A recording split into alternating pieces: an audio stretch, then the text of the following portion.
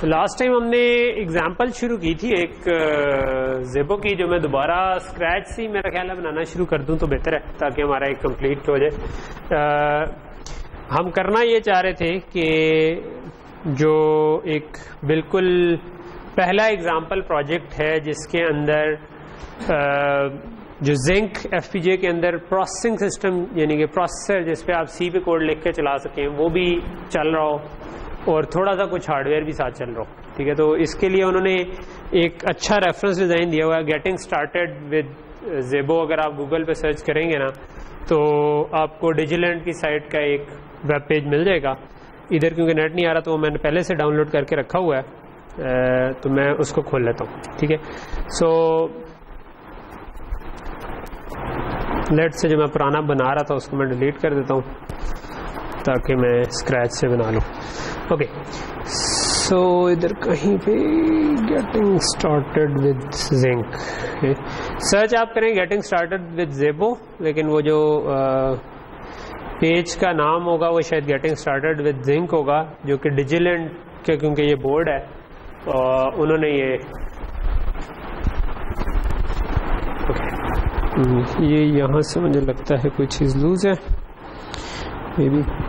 चलो anyway, hopefully दोबारा ना करे ये इस तरह बात करते मसला करें। ओके, तो मैं इसको थोड़ा सा छोटा कर लूँ, बहुत बड़ा है।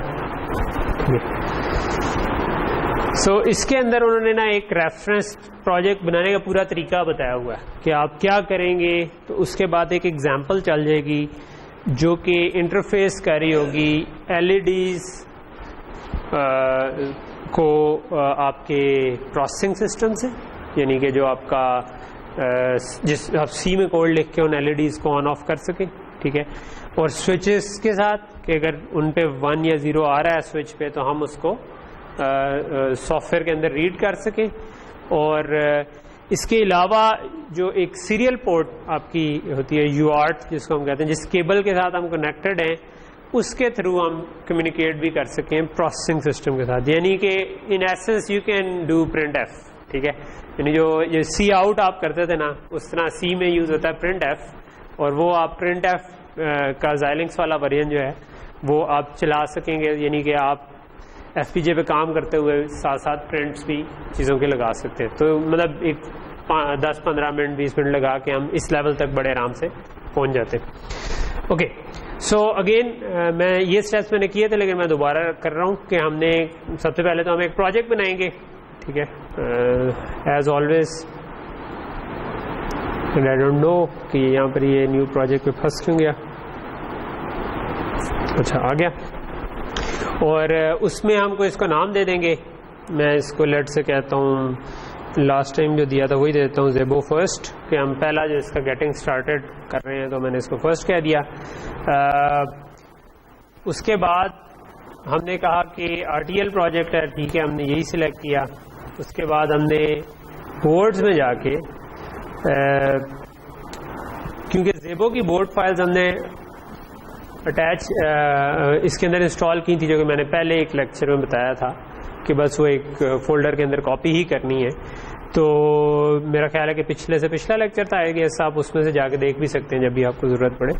तो वो क्योंकि इंस्टॉल की है तो इधर आपको 3 मैचेस मिल जाएंगे जब आप ज़ेबो पे सर्च करेंगे, जो कि मेरी स्क्रीन रेजोल्यूशन अच्छी ना होने की वजह से नज़र नहीं आ रहे मुझे, लेकिन जब आप करेंगे तो आपको नज़र आ जाएंगे। लेकिन मैं अपनी मेमोरी पे 3 दफ़ा नीचे जाकर नेक्स्ट करूँगा तो ये ज़ेबो सिलेक्ट हुआ है इधर, ठीक है। मैंने उधर क्लिक करके 3 दफ़ा नीचे गया हूँ तो उससे ये हो गया कि ज़ेबो के भी 3 बोर्ड्स आ रहे होंगे।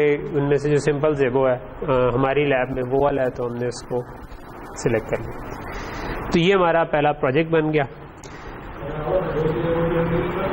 जी। अगर आपके पास वो वाला बोर्ड हो, हाँ, ये बोर्ड सिलेक्ट किया ना हमने, तो जो सा बोर्ड हो आपने वो सिलेक्ट करना है। अगर आपके पास कोई जिंक के और भी बोर्ड है, Z बोर्ड है, ZC706 है, ZC702 है, डिफरेंट है, डिफरेंट प्राइस रेंज के, तो वो आपके पास अगर कोई और है तो आप वो वाला सिलेक्ट कर लें, ये स्टिल इट शुड वर्क, ठीक है। जो स्टेप्स हम कर रहे हैं उसमें ज़ेबो स्पेसिफिक आई थिंक बहुत कम ही स्टेप्स होंगे, अगर हुए तो वहाँ पर आपको थोड़ी सी चेंज शेयर करनी पड़े।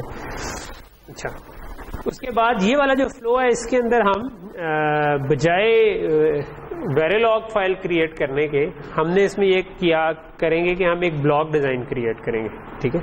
इसका कोई नाम रख दें, मैं इस वक्त डिफ़ॉल्ट नाम डिज़ाइन वन ही इसका रहने देता हूँ।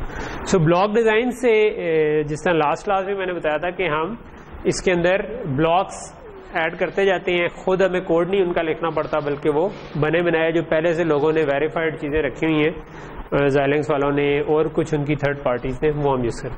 तो यहाँ पर एक डायग्राम खुल गई है, ठीक है। ये आपको अगर आपकी रेजोल्यूशन अच्छी हो तो आपको ये बड़ी साफ काफ़ी बड़ी सी स्क्रीन पे नज़र आ रही है कि स्क्रीन का मेजर हिस्सा इसने कवर किया होगा।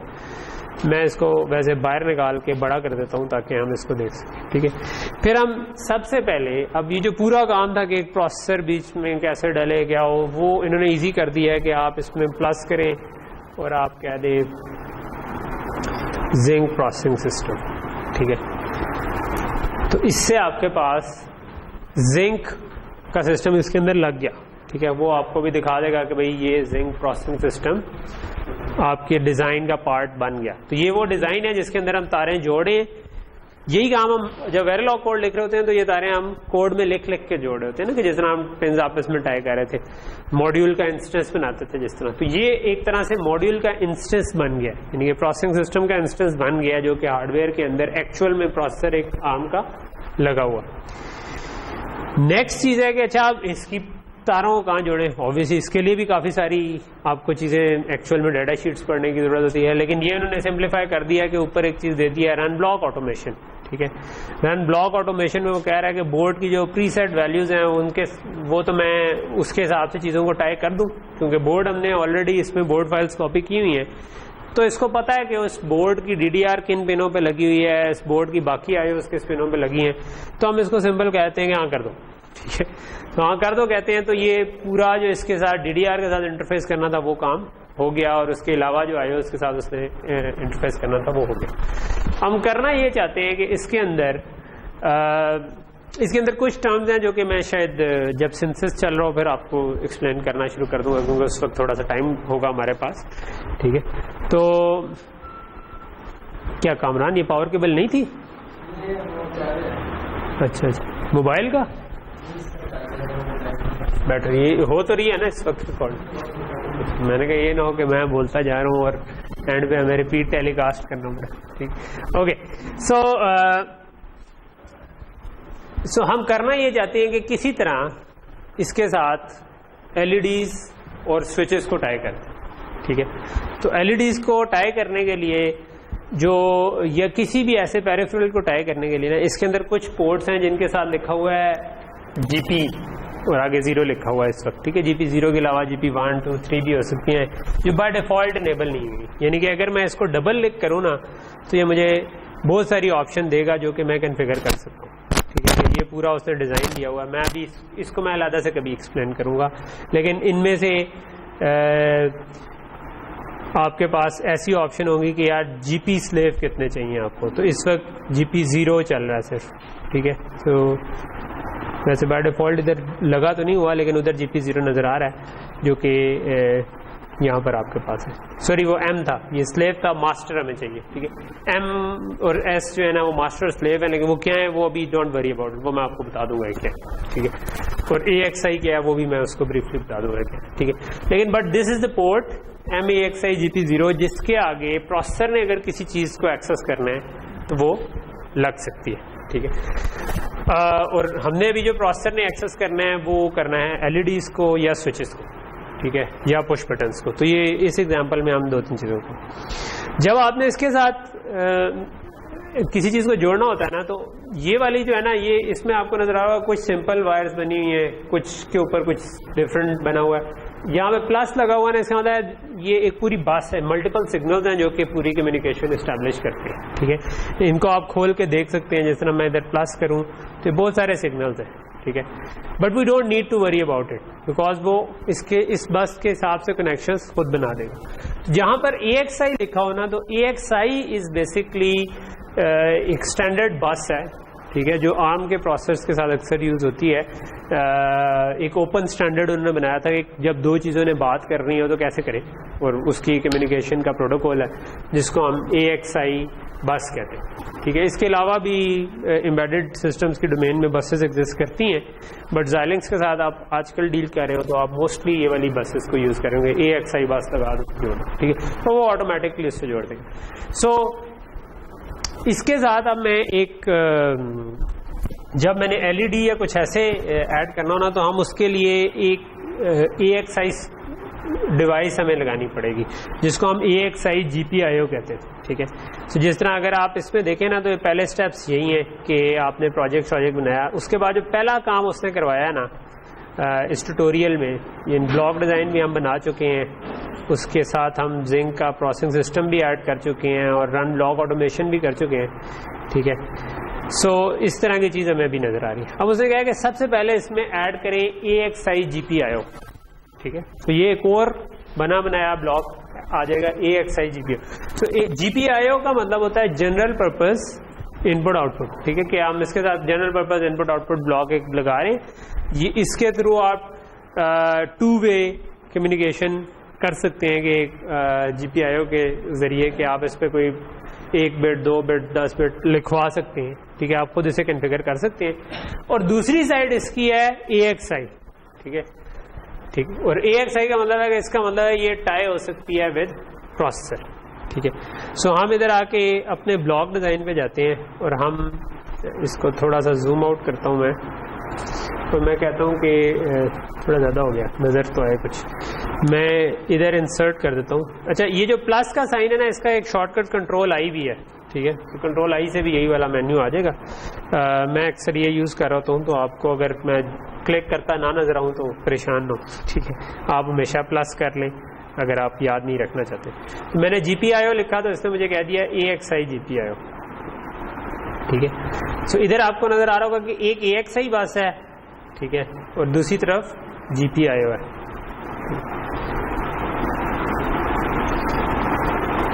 छोटा सा आपको शायद फर्क नजर आ रहा हो कि इधर AXI के साथ लिखा हुआ है S_ और इधर लिखा हुआ है M_। ठीक है, सो M का मतलब होता है मास्टर, S का मतलब होता है स्लेव। अमूमन जब दो डिवाइसेस कम्युनिकेट कर रही हो, स्पेशली इस किस्म की कम्युनिकेशन में, तो एक तरफ ट्रांजैक्शन स्टार्ट करती है।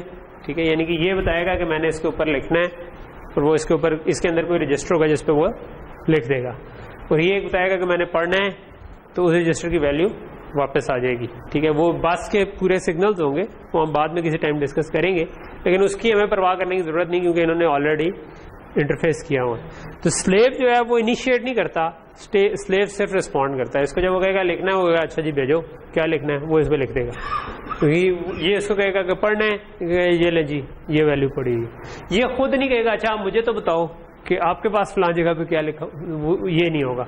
वो करना है तो फिर इसको मास्टर बनना पड़ेगा और इसको slave, which is also possible कि आप इसको भी स्लेव बना सकते हैं बाज़ जगहों पर, लेकिन वो हम थोड़ा सा आगे जाके पढ़ेंगे। इस वक्त हम कॉम्प्लेक्स वाली चीज़ों में नहीं जाना चाह रहे, वो हम प्रॉबेबली थोड़ा सा आगे जाके देखें। अच्छा, आगे इनका क्या है, उन्होंने कहा जी एक AXI GPIO निकाल दें। ठीक है, और वो कहता है कि आप उसको डबल क्लिक करें।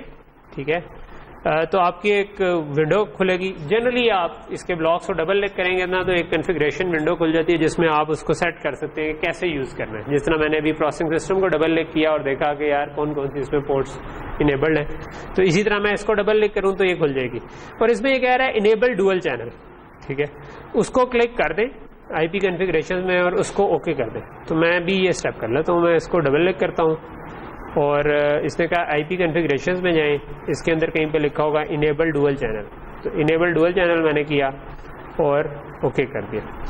जैसे ही मैंने इनेबल डुअल चैनल किया तो आपको इधर आप GPIO के साथ GPIO 2 भी नजर आ रहा है। ठीक है, क्योंकि इसका मतलब है 2 वे आपका हो गया कि ये डुअल चैनल होगी, रिसीव भी कर सकते हैं, ट्रांसमिट भी कर सकते हैं। ठीक, ओके।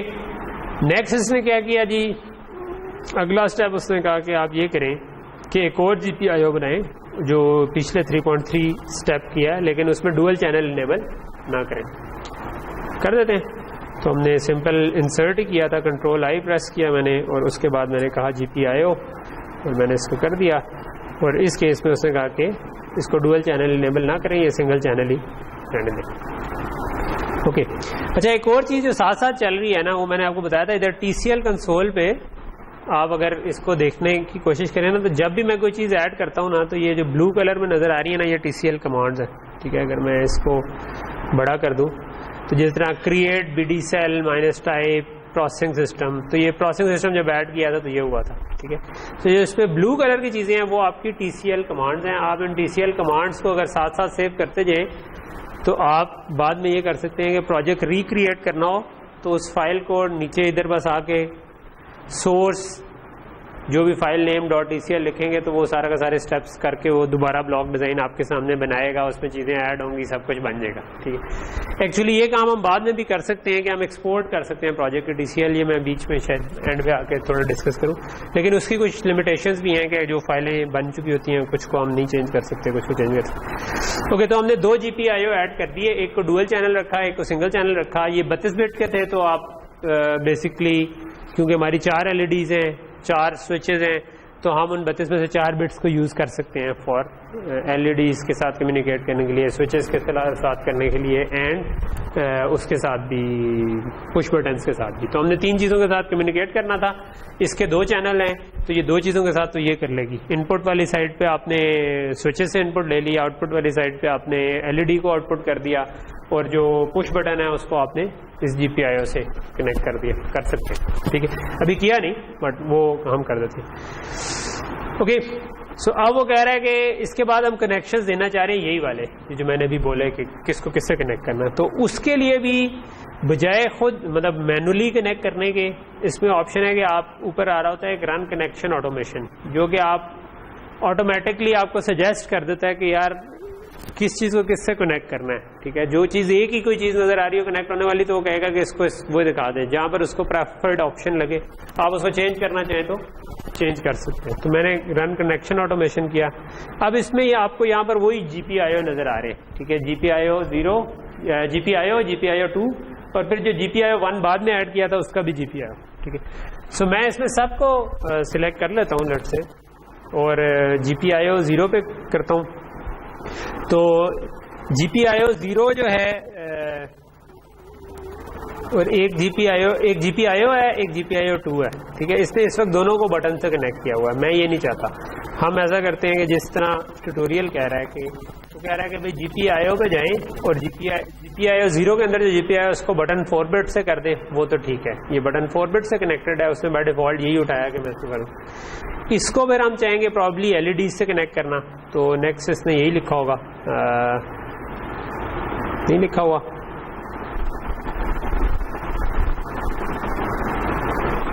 अच्छा इससे पहले तो नहीं था। मेरा तो ख्याल है करना चाहिए नहीं। उसने GPIO 2 को स्विच से किया है, ओके GPIO 2 को स्विच से किया है, और जो तीसरा वाला उसको LED से किया। तो लेट से हम भी यही कर देते कि उसने कहा कि सबको सिलेक्ट कर लें, जो ये वाला है इसको बटन से कर दें, इसको आप बटन के बजाय स्विच। तो इधर आपको ड्रॉप डाउन का साइन नजर आ रहा है, किस किस चीज़ से कनेक्ट हो सकता है, ये उसने ऑप्शंस दी हुई है। इसको हम कर देते हैं स्विच के साथ कनेक्ट। तो एक हमारे पास हो गया बटन्स के साथ, BTNS buttons 4 bit, switches 4 bit, और फिर ये कह रहा है कि जो इस वाली साइड पे आप जाए ना, तो इसमें आप जो GPIO 1 है उसको आप कनेक्ट कर दें LEDs के साथ, ठीक है। तो ये काम हो गया, ये हमने कर दिया, ठीक है। और इसके बाद आप कर दें ओके, ठीक है। अच्छा, इसमें साथ ही हमने S_AXI को भी कनेक्ट किया हुआ है, ठीक है। वो भी उसने, क्योंकि इस वक्त ये इसका क्या मतलब है कि AXI स्लेव, ठीक है, यानी प्रोसेसर के साथ हम कनेक्ट करना चाह रहे थे, तो AXI का स्लेव दोनों होंगे, यानी प्रोसेसर शुरू करो। इसको इसने प्रोसेसर के साथ ही कनेक्ट किया है, और इस वाले को भी इसने प्रोसेसर के साथ कनेक्ट किया है। लेकिन प्रोसेसर की तो एक ही मास्टर बस थी, ये तो 2 हैं। तो अगर 1 से 2 बनाने हैं उसके लिए अमूमन एक वो खुद ही उसके लिए जो रिक्वायर्ड लॉजिक है वो इंसर्ट कर देगा, तो उसको हम कहते हैं AXI इंटरकनेक्ट। वो मैं भी आपको दिखाता हूँ। मैं ओके करूँ तो ये खुद ही से ऑटोमेटिकली चीज़ों को कनेक्ट करना शुरू कर देगा। और अब आप देखें तो ये थोड़ी सी चीज़ इसने कुछ चेंज कर दी है, लेकिन मैं इसको राइट क्लिक करके अगर आप रीजनरेट लेआउट करें ना, तो वो अपने हिसाब से जो फिगर को सीधा करके चीज़ों को थोड़ा तरतीब से रख देता है। तो मैंने रीजनरेट लेआउट किया है कि यार अच्छा कनेक्शंस नहीं चेंज करता, यानी ये उनको सिर्फ रीअरेंज कर देता है कि जो इसके हिसाब से बेहतर जगह पर। तो अब अगर हम इसमें देखें तो थोड़ा सा मैं जूम करूं तो शायद आपको नज़र सही आएगा कि ये जो GPIO हमने बनाए थे उसने बटन्स को, स्विचेस को और LEDs को टाई कर दिया।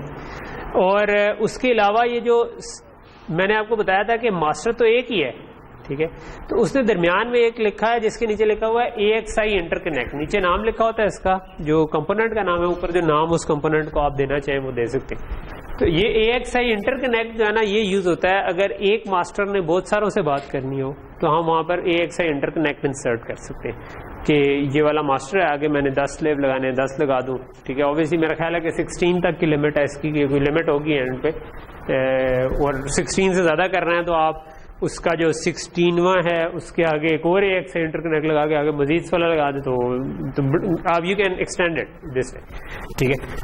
तो जो GP0 पोर्ट थी प्रोसेसर की वो इस इंटरकनेक्ट को जा रही है, और इंटरकनेक्ट से जो आगे निकल रही है वो इन दोनों GPIOs को जा रही है, ठीक है। सो इसका मतलब है कि ये कनेक्ट हो गया कि प्रोसेसर इन दोनों को एक्सेस कर सकता है, ठीक है। दूसरे एंड पे ये लोग, ये जो GPIOs हैं हमारे जनरल पर्पस IOs, ये LED से भी कनेक्ट हो गई और स्विचेस से भी कनेक्ट हो गई। तो ये हो गया। इसके अलावा उसने एक नई चीज डाली है जिसको हम कह रहे, जिसको इसने कहा हुआ है प्रोसेसिंग सिस्टम रीसेट, ठीक है। तो ये क्या करता है कि ये जो आपकी लॉजिक के रीसेट्स है ना, वो इसने उसको उनके साथ टाई कर दिया कि ये रीसेट जनरेट करता है। उस रीसेट में से कोई लो सेटेड है तो N आ रहा है, और जो एक इंटरकनेक्ट रीसेट है, एक पेरिफेरल रीसेट है। तो इंटरकनेक्ट को जो जा रहा होगा रीसेट वो ये वाला जा रहा होगा, और जो पेरिफेरल्स को जा रहा है यानी GPIOs को वो दूसरा वाला जा रहा होगा, पेरिफेरल रीसेट। क्या बढ़ा दे? डुअल चैनल से ज्यादा GPIO की IP नहीं सपोर्ट करती। डुअल चैनल अगर उससे ज्यादा चाहिए तो मल्टीपल GPIOs लगा दो, जिस तरह हमने 2 लगाए हैं ना, हमें 3 चाहिए थे ना एक्चुअली, तो उन्हें LED स्विचेस बटन तीनों को यूज करना था, तो 3 की वो ऑप्शन नहीं सिलेक्ट करता, तो 2 की ऑप्शन है तो 2 आप लगा दो। आप चाहते तो 3 लगा देते, डुअल चैनल के बजाय 3 सिंगल चैनल भी लगा सकते थे इसमें, उससे भी ये चीज चल जानी थी, कोई मसला नहीं होता, ठीक है। तो आप इसमें देख सकते हैं कि ये चीजें कनेक्ट हो गई। अभी तक हमने खुद वैसे मैनुअली एक कनेक्शन भी नहीं किया, लेकिन अगर हमने कनेक्शन करना होता तो हम इधर किसी भी पिन के करीब जाएं तो आपको ये पेंसिल से बनी नजर आ रही होगी। इसको पकड़ के अगर मैं ड्रैग करूँ ना तो ये कनेक्ट कर देगा, ठीक है। मैं अगर इसको इससे कनेक्ट करना चाहूँ तो इधर ले जाऊँ तो ये कनेक्ट कर देगा, ठीक है। जिससे कनेक्ट होगी वहां पे पहले एक ना टिक लिखा हुआ आ जाएगा कि वो जो कनेक्ट हो सकती है कि नहीं। ये दोनों आउटपुट होंगी इसलिए दोनों कनेक्ट नहीं हो सकती, लेकिन अगर मैंने इसको किसी इनपुट से कनेक्ट करना होता तो मैं उसको कनेक्ट कर सकता था, ठीक है। किसके अंदर? प्लस के अंदर क्या? हाँ हाँ हाँ, वो उसने खुद ही कर दी है। यानी कि जो AXI बस है वो एक स्टैंडर्ड बस है ना, तो जो ये AXI इंटरकनेक्ट है वो स्टैंडर्ड बस ही सपोर्ट करता है। इसी तरह जो AXI GPIO है वो भी स्टैंडर्ड AXI बस ही सपोर्ट करता है, ठीक है। तो इसके अंदर सारों के अंदर ये पूरे कनेक्शन है। आप बड़ा करके देखेंगे तो ये सारे इसके अंदर लिखे होंगे उनके नाम, ये सारे जो है ना कनेक्शन उसके साथ कनेक्ट कर दिए हुए, ठीक है। ये जो इसीलिए इसकी लाइन मोटी आपको नजर आ रही है, ठीक है, इट्स शोइंग कि ये एक सिग्नल नहीं है, ये पूरी बस है जो कि इधर से उधर कनेक्ट होती है, ठीक है। इनको और भी साइंसें हैं, मतलब आप कलर कोड भी कर सकते हैं डिफरेंट चीज़ों को। तो अगर आपने ज़रा फैंसी डायग्राम बनानी है जिसमें बहुत सारे सिग्नल हैं and you want to know कि कौन सा एक सिग्नल एक तरह का कलर का हो जाए दूसरा कोई और, तो वो भी कर सकते हैं, लेकिन अभी मैं उस पर नहीं जा रहा क्योंकि मैं बिल्कुल सिंपल वाले केस में। सो ये हमारा AXI इंटरकनेक्ट भी आ गया, प्रोसेसिंग सिस्टम रीसेट भी आपको समझ आ गया कि रीसेट्स को टाइम हर सर्किट का रीसेट, मतलब आपको क्लॉक्स और रीसेट्स चाहिए होते हैं, तो वो क्लॉक और रीसेट उसने ऑलरेडी टाई कर दिए। रीजनरेट हमने पहले ही कर लिया हुआ है। तो ये हमारा जो डिजाइन है ना बेस्ट छोटा सा, ये हमारा डिजाइन कंप्लीट हो गया एक अपने एंड पे, जो कि जिसको हम सिंथेसाइज कर सकते हैं। तो हमने अभी तक कोई कोड नहीं लिखा, बट हमने चीजें जोड़ दी हैं बनी बनाई को, और अब हम इसको चला सकते हैं। चलाने के लिए हमें कोड लिखना पड़ेगा सॉफ्टवेयर में, कि जो इसको कर सके, वो भी ज़्यादातर Xilinx को जनरेट कर देता है, उसके सारे ड्राइवर्स जो हैं, और उसके बाद हम उसको एज अ रेफरेंस लेकर चेंज कर सकते हैं। तो अगला स्टेप है कि आप जब ये डिज़ाइन कंप्लीट हो जाए ना, तो आप यहाँ पर एक छोटा सा टिक लगा हुआ है, इसको क्लिक कर दें, ये है वैलिडेट डिज़ाइन। वैलिडेट डिज़ाइन ये करता है कि जो आपने चीज़ें जोड़ी हैं इनमें अगर कोई कमी बेशी रह गई है तो वो आपको उसके लिए वार्निंग्स दे देगा, ठीक है। फॉर एग्जांपल हो सकता है कि हमने किसी जगह पर रीसेट ना टाई किया हो, ठीक है, तो ये कुछ किस्म की चीज़ मिस हो गई हो, ठीक है। अच्छा, कुछ वार्निंग्स आई हैं जो कि DDR के अंदर की हैं, तो let's just for the time being मैं इनको इग्नोर कर देता हूँ और मैं कहता हूँ ठीक है ये मेरा डिज़ाइन, ठीक है। वार्निंग आप पढ़ें, उससे आपको अगर लगता है कि वो किसी ऐसी चीज़ की है कि आप कोई कनेक्शन मिस कर गए हैं या कोई कहते हैं कोई क्रिटिकल चीज़ है कि जो कि कर सकती है, तो जस्ट अगर फ़ौरन समझ आ जाए तो जस्ट फिक्स इट। मतलब कई दफ़ा होगा कि रीसेट नहीं कनेक्ट हुआ या क्लॉक नहीं कनेक्ट हुआ तो आप उसको कनेक्ट कर दें, और कई दफ़ा ये होगा कि आपको समझ नहीं आ रही होगी, तो जस्ट एक उस पर कोई गूगल सर्च करें किसी और को ऐसा प्रॉब्लम आया है या नहीं, ठीक है। तो अगर कहते हैं लोगों ने डिस्कस किया होगा, और कई दफ़ा ऐसी फिर आपको थोड़ा सा कुछ अरसे में सेंस बन जाएगी कि कौन सी वार्निंग कितनी सीरियस है और उस पर क्या करें।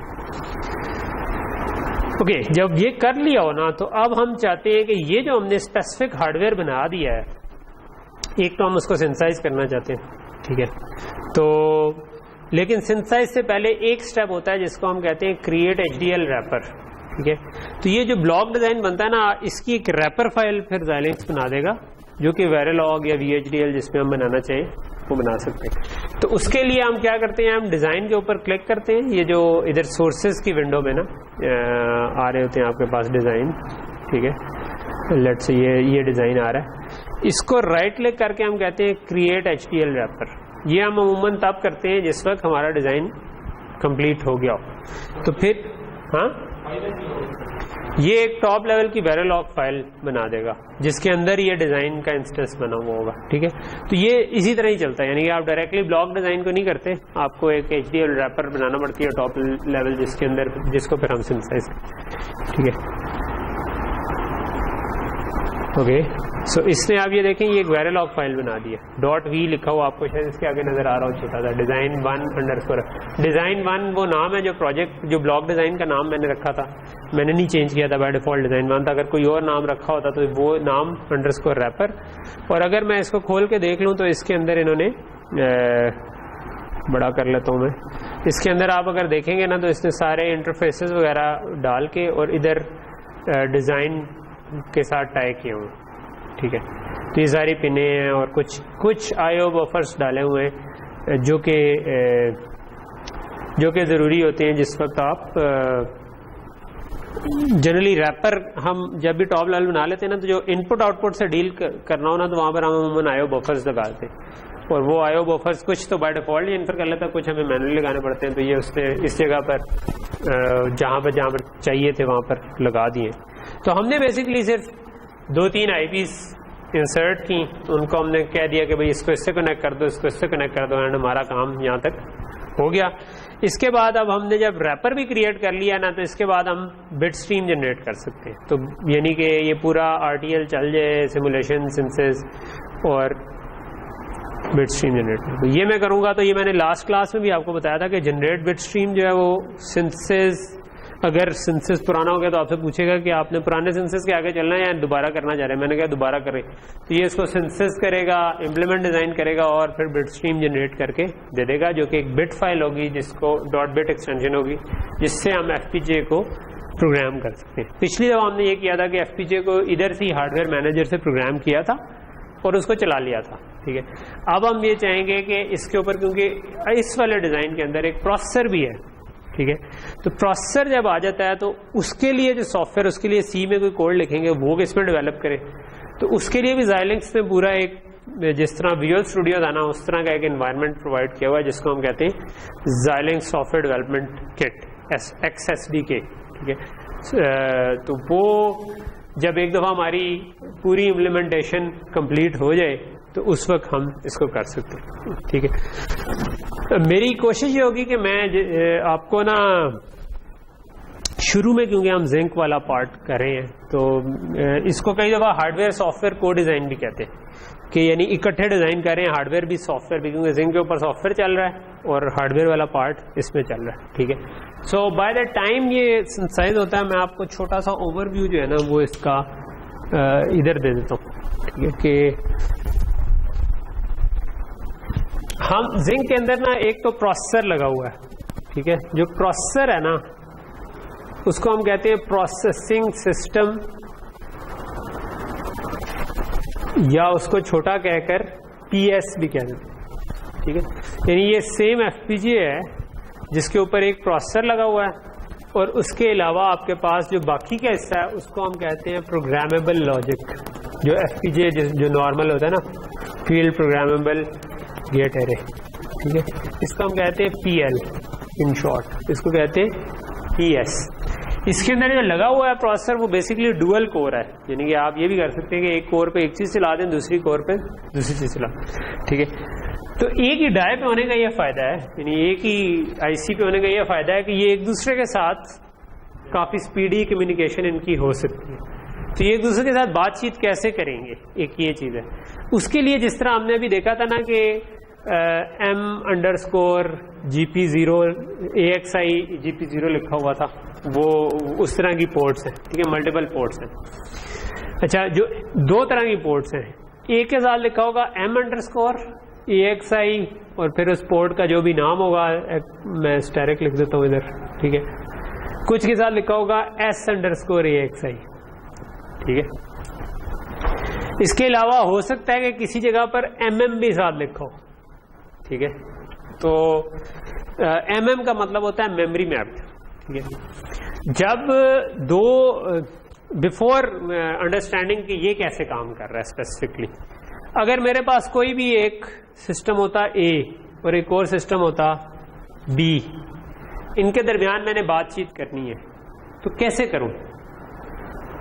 अब उसके लिए इसका ये डिपेंड करता है कि मैंने किस तरह की बातचीत करनी। ठीक है, हो सकता है कि मैंने सिर्फ एक जगह से दूसरी तरफ कॉन्टिन्यूस डाटा भेजना हो, जिस तरह एक वीडियो स्ट्रीम आ रही है, या मैं बोल रहा हूँ मेरी ऑडियो है मोबाइल फोन पे जा रही है, आगे जानी है। ठीक है, तो ये जितना भी डाटा ये एंड पे तो बिट्स की फॉर्म में हम कन्वर्ट कर लेते हैं ना, चाहे वीडियो हो चाहे ऑडियो। तो आपने एंड पे वो सारी बिट्स किसी तरह एक सिस्टम से दूसरे सिस्टम पर भेजनी है। ठीक है, तो जो इस किस्म के इंटरफेस है ना, जो इस तरह ऑडियो हो गई, वीडियो हो गई, है जिसमें कॉन्टिन्यूसली डाटा जाना है, उसको हम कह देते हैं स्ट्रीमिंग इंटरफेसेस। ठीक है,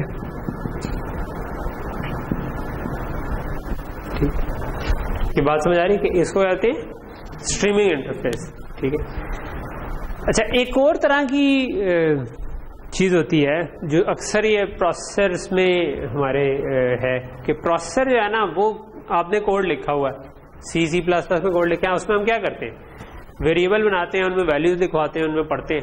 ठीक है, और उसके ऊपर कोई ऑपरेशन करते हैं। तो हम जितने भी काम कर रहे होते हैं, जितने भी वेरिएबल्स हमने बनाए होते हैं, वो सब के सब रेफर कर रहे होते हैं मेमोरी की किसी लोकेशन को। ठीक है, तो जो C कोड और बाकी लैंग्वेजेस का कोड है वो तो मेमोरीज के ऊपर रीड राइट करने के हिसाब से लिखा हुआ है। ठीक है, वो इस तरीके का तो नहीं लिखा हुआ कि वो डाटा फेंकना कहीं पे शुरू कर दे। ठीक है, तो अब वो अमूमन फिर करते क्या है कि उसके लिए ना हम जो अगर हमने डाटा भी फेंकना है ना, तो प्रोसेसर जाके किसी मेमोरी पर लिखवाता है। ठीक है, और फिर उसके आगे से उस मेमोरी से फेंकने का इंतजाम किया होता है कि फॉर एग्जांपल मैं इधर लिखवाता जाऊंगा और आगे कोई लॉजिक होगी जो कि इधर से उठाकर स्ट्रीम करती जाएगी आगे, फिर मैं बाकी आधे पे लिखवा दूंगा। तो प्रोसेसर का क्या नजर आ रहा होता है, प्रोसेसर को नजर आ रहा होता है कि मेमोरी लोकेशन फलां से फलां तक मैंने लिखवाई जाना है बार बार। ठीक है, और मैं उधर लिखवा के रैप राउंड कर दूंगा, और जो इस साइड वाली लॉजिक है ये आगे फेंकती जाती है। तो अब इन दोनों के दरमियान एक फर्क है कि जब प्रोसेसर लिखवा रहा है तो उसको यहाँ पर कोई एड्रेस चाहिए जिस पर लिखवाना है। ठीक है, जबकि जो स्ट्रीम कर रहा है उसको एड्रेस से कोई गर्ज नहीं है, उसने तो बस बिट्स निकालना शुरू कर देनी है कि वो मेरे पास आया, पहली पिक्सल भेजना शुरू की, दूसरी पिक्सल, तीसरी पिक्सल, और वो आगे जाना शुरू होगी। ठीक है, तो जो इस किस्म का इंटरफेस होता है ना जिसमें प्रोसेसर किसी जगह पर लिखवा, इस केस में तो एक्चुअल मेमोरी है, बट कई दफा इस डिवाइस बी को वो एज अ मेमोरी व्यू कर सकता है कि मैं फलां एड्रेस पे लिखाऊंगा तो इसकी मेमोरी के अंदर किसी जगह पर लिखा जाएगा, फलां एड्रेस पे लिखाऊंगा तो मेमोरी के किसी और एड्रेस पे किसी और जगह लिखा जाएगा, ठीक है। तो इस किस्म के इंटरफेसेस जो कि दूसरी डिवाइस को एज अ मेमोरी डिवाइस के तौर पर देख रहे हो, उनको हम कहते हैं मेमोरी मैप्ड इंटरफेसेस, ठीक है। तो मैंने आपको दो चीजें बता दी, एक स्ट्रीमिंग इंटरफेस और एक मेमोरी मैप्ड इंटरफेस, ठीक है। सो स्ट्रीमिंग इंटरफेस क्या करता है, जिसमें आप सीक्वेंशियली बस डाटा फेंकते जा रहे हैं, ठीक है। हो सकता है कि आप वो कॉन्टिन्यूसली फेंकते जाएं, हो सकता है कि आप चाहेंगे उसको पैकेट करके फेंकें कि यार यहां से डाटा शुरू हो रहा है, यहां पे खत्म हो रहा है, मैं इसके बाद दोबारा डाटा फेंकूंगा जिसमें यहां से शुरू हो रहा है, यहां से खत्म हो रहा है। जिस तरह जो नेटवर्क के ऊपर हमें ट्रैफिक आ रही होती है वो पैकेट बाय पैकेट आ रही होती है, ठीक है। अक्सर ट्रैफिक पैकेट्स पे टूटी हुई होती है, लेकिन जो ब्रॉडकास्टिंग हो रही है वो लगातार आ रही है, ठीक है। या टेलीफोन लाइंस हैं, उनकी आपस में जो सैटेलाइट से लिंक है वो कॉन्टिन्यूस चल रहा होगा। हाँ, उनके दरमियान कोई कॉल्स इनएक्टिव या एक्टिव होंगी, लेकिन डाटा थ्रू आउट जा रहा है, ठीक है। तो है दोनों स्ट्रीमिंग इंटरफेसेस, लेकिन स्ट्रीमिंग में भी एक चीज हो जाती है पैकेट बेस्ड। तो अगर मैं इसको कैटेगराइज करूं कि मैं जो इंटरफेसेस की बात कर रहा हूं, तो मेरे पास ब्रॉडली स्पीकिंग, अपनी क्लासिफिकेशन ही कोई बना रहा हूं, शायद लिटरेचर में भी एग्जिस्ट करती हो, तो एक हमारे पास स्ट्रीमिंग इंटरफेस हो जाते हैं और एक आपके पास हो जाते हैं मेमोरी मैप्ड इंटरफेस, ठीक है। मेमोरी मैप्ड इंटरफेसेस, ठीक है, ये मैं कहता हूं इंटरफेस। और स्ट्रीमिंग में भी फिर आपके पास एक कॉन्टिन्यूस स्ट्रीम हो सकती है जिस तरह ब्रॉडकास्टिंग चल रही है, या और एक हो सकती है पैकेट बेस्ड, ठीक है। ये रफली अगर मैं ब्रॉडली कैटेगराइज करूं तो इस किस्म के चीजें हो सकती हैं, ठीक है। अब मैंने डिवाइस ए ने बी से बात करनी है तो वो उसको इस तरह भी देख सकती है कि वो मेरी मेमोरी है जिसकी डिफरेंट लोकेशन में मैं लिखाऊंगा तो उसके अंदर डिफरेंट जगहों पर लिखा जाएगा। वो ऐसे भी देख सकती है कि नहीं, जो डिवाइस बी है उसको मैं कॉन्टिन्यूसली डाटा भेजता जाऊंगा और वो रिसीव कर, डिपेंड करता है डिवाइस कौन सी है, ठीक है। कॉन्टिन्यूस, जिस तरह ये मॉनिटर है, मॉनिटर को पीछे से कंप्यूटर ने लगातार फ्रेम्स भेजते जाने और उसको उनको डिस्प्ले कराते जाने, ठीक है।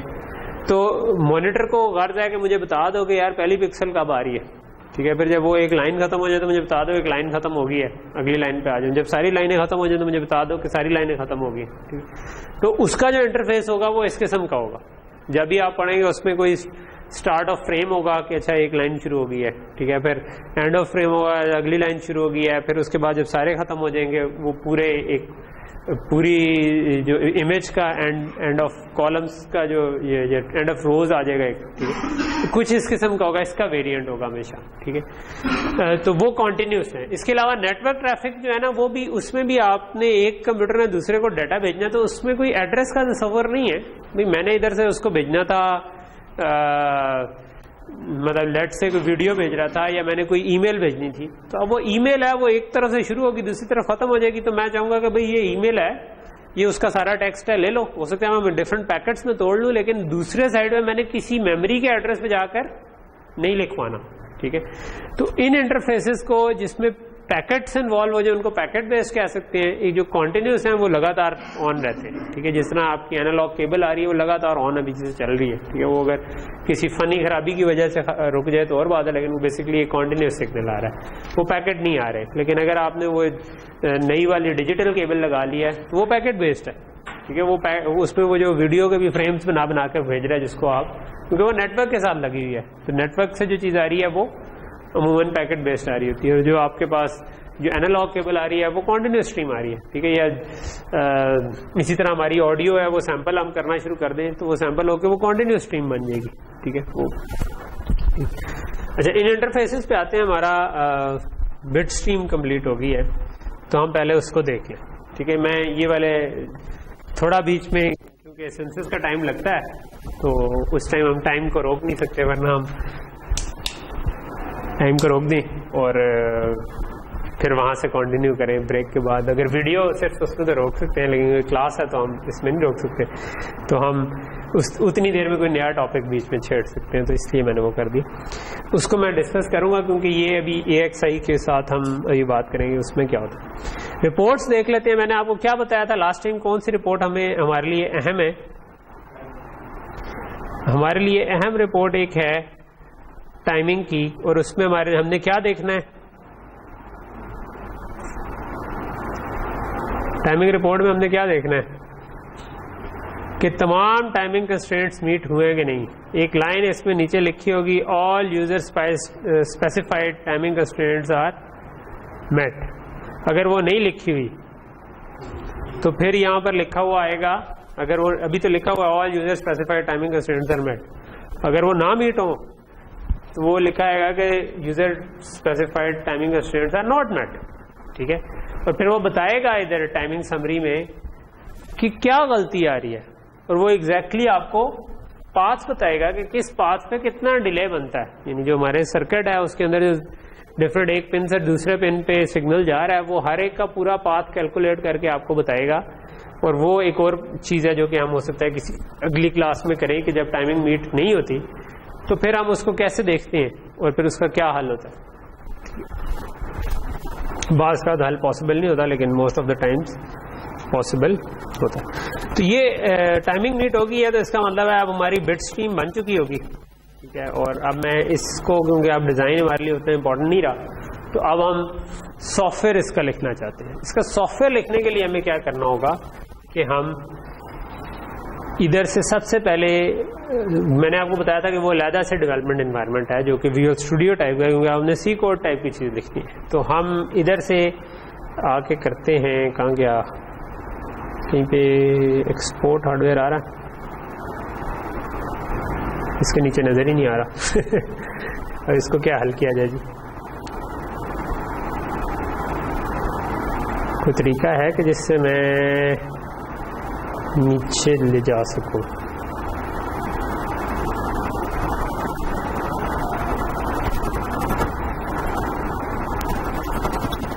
यहाँ पे बेसिकली आपके पास ना दो ऑप्शन आएंगी।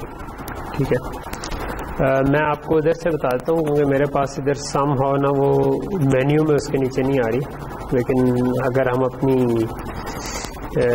इधर कहीं पे प्रिंट हुआ मेन्यू नज़र आ रहा हुआ, नहीं नज़र नहीं आ रहा, सो मे बी मैं Alt F करके अगर E करूँ तो एक्सपोर्ट हार्डवेयर पे जाना चाहिए, नहीं Alt F कुछ नहीं आ रहा, मुझे उसके शॉर्ट की भी नहीं पता। अभी मैं नहीं, ये तो ऐड सोर्स है,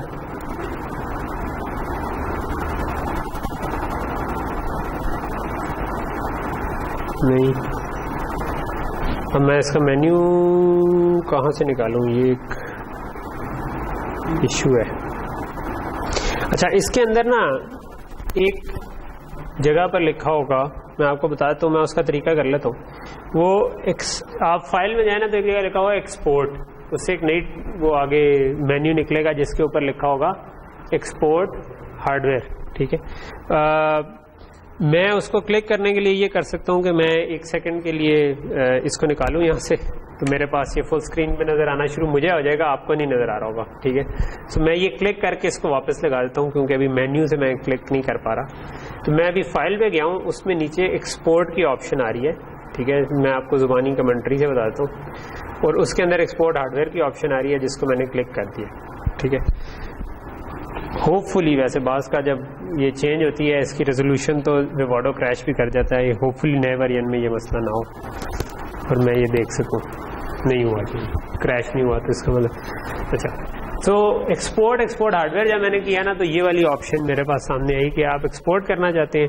इधर आप चाहें अगर किसी और फोल्डर में एक्सपोर्ट करना तो कर दें, अगर आप लोकल टू प्रोजेक्ट करेंगे ना तो जो प्रोजेक्ट फोल्डर था उसके अंदर सॉफ्टवेयर के लिए एक फोल्डर बन जाएगा जिसको SDK समथिंग लिखा .SDK जिसकी एक्सटेंशन। इसमें आप क्लिक कर दें include bit stream. Include bit stream से ये बिट फाइल को भी उठाकर उस वाले फोल्डर में उधर भी कॉपी कर देगा। ठीक है, सो मैंने ये कर दिया एक्सपोर्ट हार्डवेयर।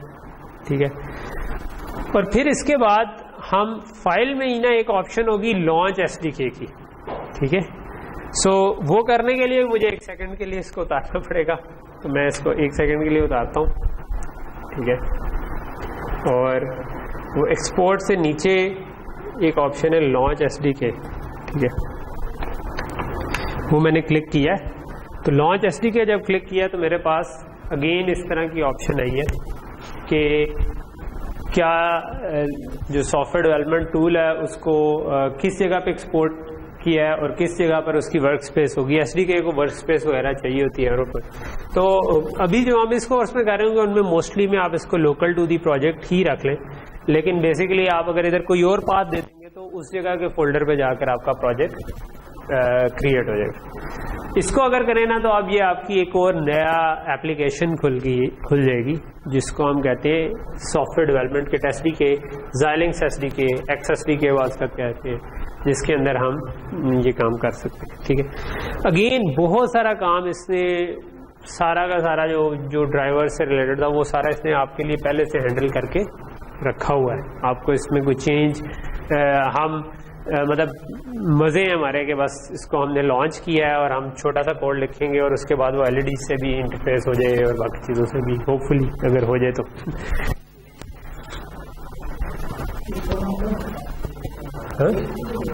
पीएस के लिए जो सी कोड है वो हमेशा पीएस के लिए होगा, ठीक है। ये प्रोसेसर है, पूरा प्रोसेसर के ऊपर आप सी कोड चला सकते हैं। इससे जो हमने इनपुट और आउटपुट अभी जो हमने हार्डवेयर डिजाइन बनाया था उसके अंदर हमने जीपीआईओ ऐड की थी। तो प्रोसेसर जो है ना वो अपने जो स्लेव अपने as a master slave AXI से बात कर सकता है, ठीक है। और वो कैसे करनी है उसके लिए ऑलरेडी सॉफ्टवेयर उन्होंने यानी उसकी लाइब्रेरीज बना के रखी हुई हैं। हमें सिर्फ फंक्शन कॉल करनी पड़ेगी कि हाँ भी लिखवा दो ये वैल्यू इस एड्रेस पे लिखवा दो, ये वैल्यू उस एड्रेस से पढ़ लो, ठीक है।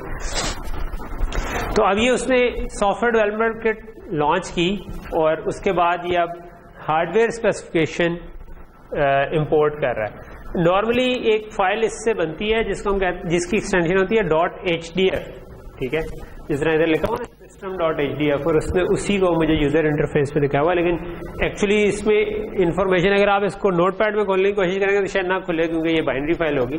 ये उसने उसके अंदर ड्राइवर से रिलेटेड बहुत सारी इंफॉर्मेशन मुझे बताई हुई है कि पीएस में कौन सी चीज़ किधर है, आईपी ब्लॉक किधर है, वेरिएंट कौन से हैं, इस तरह की चीज़ें।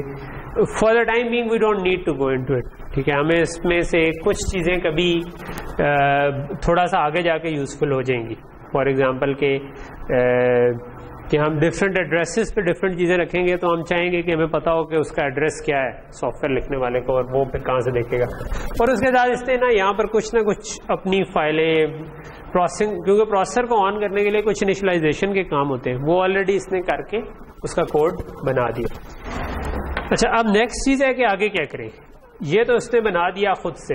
नेक्स्ट चीज़ है कि हम एक छोटी सी सैम्पल एप्लीकेशन लिखना चाहते हैं, तो वो भी इसी ट्यूटोरियल में अगर आप थोड़ा नीचे जाएं तो उन्होंने कहा कि भाई आप एक हेलो वर्ल्ड प्रोजेक्ट क्रिएट करें, ठीक है।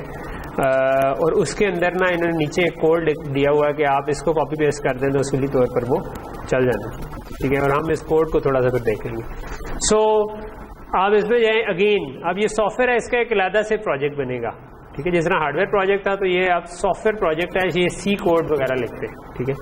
सो इसमें मैंने कहा न्यू एप्लीकेशन प्रोजेक्ट, उसका नाम लिख दे, मैं कहता हूँ ज़ेबो टेस्ट कर देता हूँ कुछ, ठीक है। अच्छा, उससे कुछ ऑप्शन इधर पूछी हुई हैं, design one wrapper hardware platform, ये इधर भी यही लिखा हुआ है क्योंकि ये उसने जब एक्सपोर्ट किया तो हार्डवेयर प्लेटफॉर्म उसने खुद ही चूज़ कर लिया है।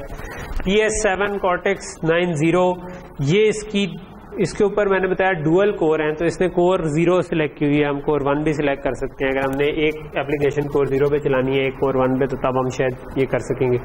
नीचे पूछा है C या C++, और लोकेशन वगैरह उसने डिफ़ॉल्ट जो प्रोजेक्ट के अंदर ही क्योंकि हमने कहा हुआ था तो उसने ली हुई है, अगर हम कुछ और करना चाहें तो वो भी कर सकते हैं।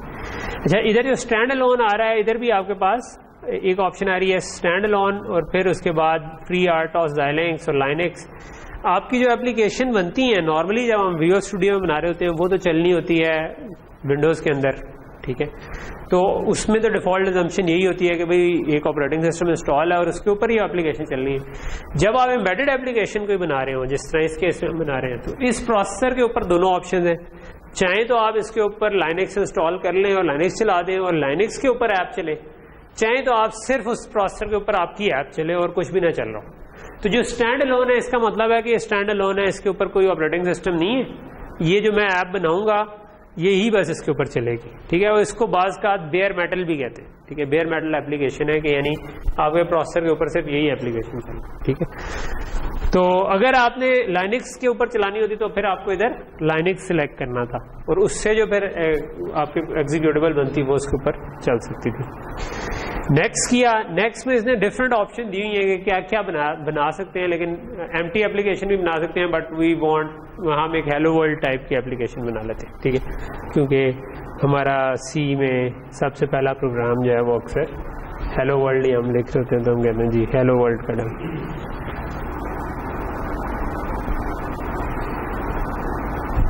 फंस गया कि नहीं फंसा, इतना तो नहीं उसको फंसना चाहिए।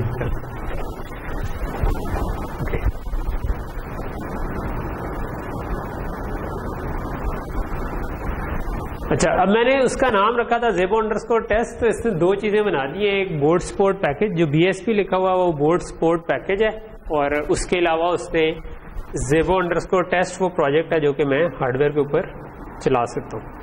इसके अंदर इसने, अगर मैं सोर्स में जाऊँ ना, तो कुछ जो चलाने के लिए ज़रूरी थी, platform.c.h और config.c.h, और एक उसने helloworld.c बनाई है। ये वो हमारी मेन फाइल है, क्योंकि हमने हेलो वर्ल्ड टाइप की एप्लीकेशन चूज़ की थी।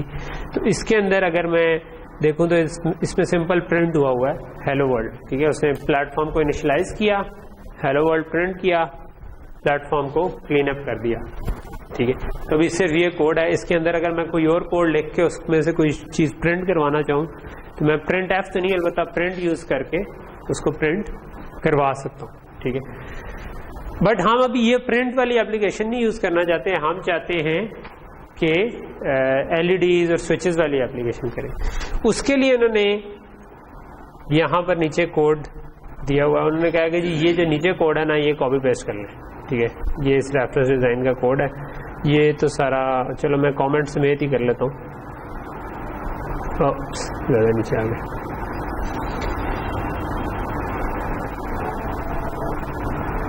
ओके, सो ये यहाँ तक पूरा मैंने कॉपी किया, और इस पूरे की जगह मैं चाहता हूँ कि वो हो जाए। सो लेट्स से कि मैं इसको कमेंट कर देता हूँ, बजाय उड़ाने के। कल को क्या पता मैं इसके बजाय हेलो वर्ल्ड वाले को चलाना चाहूँ, ठीक है। तो उड़ाना चाहे उड़ा दे, कोई इशू नहीं है। हेलो वर्ल्ड वाला तो 2 मिनट में बन जाता है, जिस तरह हमने अभी क्लिक किया। तो ये मैंने उसका कोड पेस्ट कर दिया, ठीक है। अच्छा, नॉर्मली ये बाय डिफ़ॉल्ट इसी तरह से कन्फिगर होता है कि बिल्ड अल्हम्दुलिल्लाह कि बिल्ड ऑटोमेटिकली, आपने देखा होगा कि ये चेक हुआ है साथ, ठीक है। तो आप कोड में चेंज करते हैं ना, तो जिस तरह, तो ये ऑटोमेटिकली उसको बिल्ड भी कर देता है, ठीक है। और बिल्ड के रिजल्ट्स आपको नीचे कंसोल पे नज़र आ रहे होते हैं। ये कंसोल इससे काफ़ी बेहतर नज़र आ रहा होगा जब आप इसको चलाएंगे, क्योंकि उसमें आपकी रेजोल्यूशन बेहतर होगी। लेकिन इधर आपको यहाँ पर इसने फिनिश्ड बिल्डिंग और ये बताया हुआ है कि इसने ना एक Zebo_test.elf बना दिया है, और उसके अंदर की कुछ डिटेल्स दी हैं कि अच्छा टेक्स्ट सेक्शन का कितना साइज है, डाटा सेक्शन का, जो अभी फिलहाल आपको नहीं पता, तो इट डजंट मैटर, ठीक है। सो ये हमारे पास प्रोग्राम रेडी हो गया, ठीक है। अब जब प्रोग्राम रेडी हो गया तो हमारी हार्डवेयर की बिट स्ट्रीम भी रेडी है। हमने प्रोग्राम भी एक बना लिया है जो कि उसके ऊपर चल सकता है। तो अब we are ready to go, यानी कि अब हम इसको एक्चुअल हार्डवेयर के ऊपर टेस्ट कर सकते हैं, ठीक है। अच्छा, ये प्रोग्राम क्या कर रहा है? ये प्रोग्राम कर ये रहा है कि बेसिकली अगर आप स्विच को ऑन करें तो उसके साथ जो LED लगी हुई है वो ऑन हो जाएगी, स्विच को ऑफ करें तो LED ऑफ हो जाएगी। लेकिन अब ये नहीं किया हुआ कि स्विच के साथ डायरेक्ट LED टाइप की हो। हमने जो हार्डवेयर बनाया है उसमें स्विच जो है वो GPIO के साथ कनेक्टेड है। सॉफ्टवेयर जो है ना उसमें एक लूप लगा हुआ है जो कि रीड किए जा रहा है स्विच को, कि अगर उधर 1 मिले तो वो जाके LED वाली जगह पर राइट करवा देता है 1। तो अगर मैं इस सॉफ्टवेयर पे देखूं तो इसका कोड में ये देखें एक while 1 लगा हुआ है। उसने क्या किया हुआ है, सबसे पहले उसने कुछ इनिशियलाइजेशंस किए हैं, जो भी GPIO 0 और GPIO 1 जो हमारे दो GPIOs हमने लगाए थे उनकी। उसके बाद उसने डायरेक्शन सेट की है, एक की इनपुट, 2 इनपुट्स और एक आउटपुट, ठीक है। और उसके बाद उसने एक while लूप लगाया हुआ है जिसमें ये बड़ा इंपॉर्टेंट फंक्शन यूज हो रहा है, GPIO डिस्क्रीट रीड और GPIO डिस्क्रीट राइट, ठीक है। तो डिस्क्रीट रीड और डिस्क्रीट राइट ये क्या कर रहे हैं, ये लिखवा रहे हैं या पढ़ रहे हैं, ठीक है।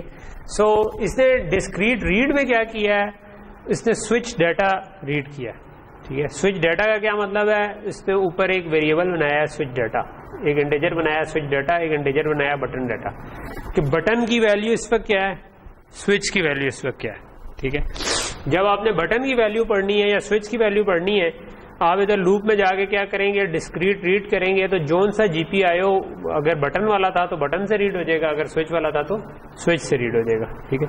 तो इधर उसने स्विच डाटा रीड किया, उसके बाद उसने स्विच डाटा को राइट करवा दिया आउटपुट पे GPIO 1 की। तो उससे क्या हुआ कि जो LED थी उस जगह पर लिखा गया। तो अगर स्विच का डाटा था लेट से 1110, तो इसका क्या मतलब था कि स्विच 3 ऑन है और 1 ऑफ है। तो इसने 1110 उठा के LED वाले डाटा पे लिखवा दिया। तो इसका मतलब है LED भी 3 ऑन हो जाए और 1 ऑफ हो जाए, ठीक है। और उसके बाद इसने क्या किया, बटन डाटा रीड किया। अच्छा, अब बटन डाटा के आगे इसने क्या किया है, सिंपल इफ एल्स लगाए हुए हैं कि अगर बटन डाटा 00 है तो कुछ भी ना करो, यानी कोई बटन अगर प्रेस नहीं है तो कुछ भी ना करो। अगर 0010 है तो बटन 1 प्रेस प्रिंट करवा दो, ठीक है। अगर 2 प्रेस है तो बटन 2 प्रेस प्रिंट करवा दो, 3 प्रेस है तो बटन 3 प्रेस प्रिंट करवा दो, एंड सो ऑन, ठीक है। सो यहां तक चीज क्लियर है, ओके। सो ये वाइल में हो रहा है तो ये आप कॉन्टिन्यूसली हुए जा रहा है, ठीक है। और एंड पे इसने स्लीप डाला हुआ है, पता नहीं 200 मिलीसेकंड का, ठीक है।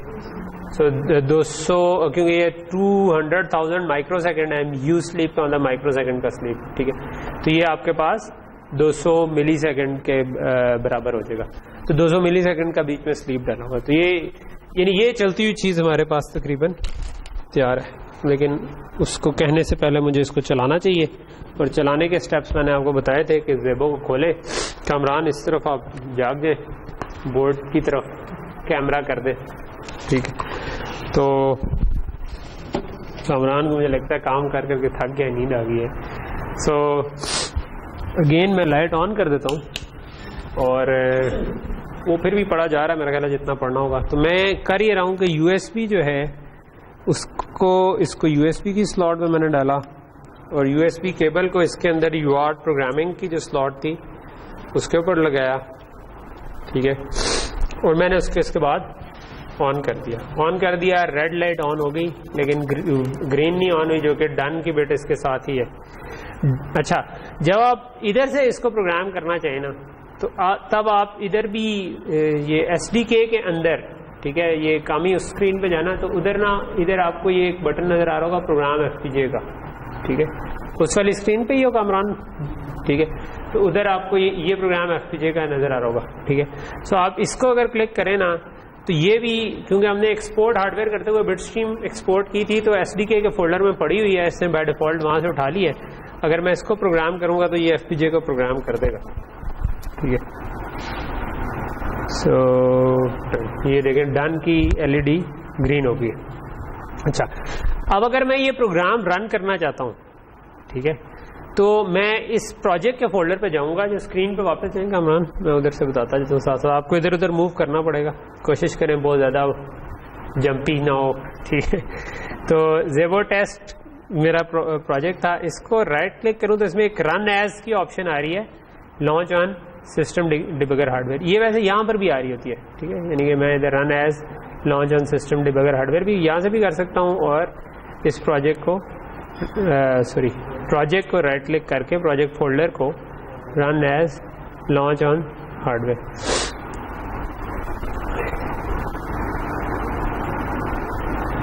अच्छा, अब आप देखेंगे अचानक ये 3 LEDs ऑन हो गई हैं, ठीक है। वो 3 LEDs इसलिए ऑन हो गई हैं क्योंकि मैं स्विचेस को 1 की पोजीशन में रखा हुआ था। अगर मैं स्विचेस को 0 की पोजीशन में रखता, एक स्विच काम नहीं कर रहा, आई थिंक कर रहा है, लेकिन वो बास का तो उसकी वैल्यू ओके।